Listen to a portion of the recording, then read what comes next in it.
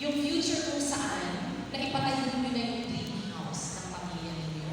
O kaya naman ay nabili ang dream car ng mga kapatid ninyo. Itong future ba na ito, kung ikaw ay artist, ay nagpe-perform ka sa isang malaking entablado sa harap ng libo-libong mga fans mo. O kung ikaw naman ay isang atleta, ikaw ba'y nakapag-uwi na ng mga medalya sa mga national and international competitions na sinalihan mo.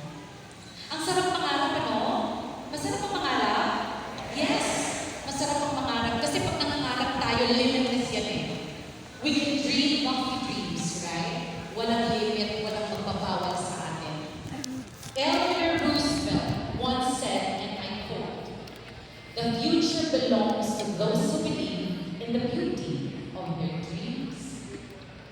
Pero every time na sinishare ko yung napakagandang quote na yan, sinusundan ko agad ng matinding paalala, lalo na pag ang mga kaharap ko ay mga estudyante.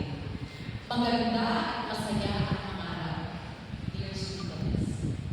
Pero yung pangarap, mananatiling pangarap yan. Pag hindi ka kumilos, hindi magkakaroon ng katuparan yan. So you really have to exert an effort to it. Kailangan mo magsikap, magsipa, you have to persevere in that. Okay? Napakahalaga ng may pagkilos. Kapartner, yung pangarap. Yung pangarap natin nagbibigay sa atin ng motivation, inspiration to keep us going. Diba? Pero kailangan nangangako ka sa sarili mo na pag binabagtas mo yung daan patungo sa pangarap, pag sakaling ikaw ay madapa, bakit ka agad? No?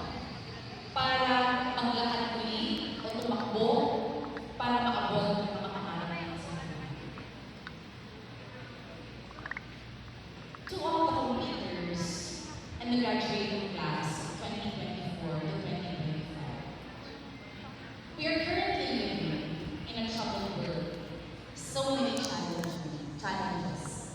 In the age of information technology, the digital age, ang dami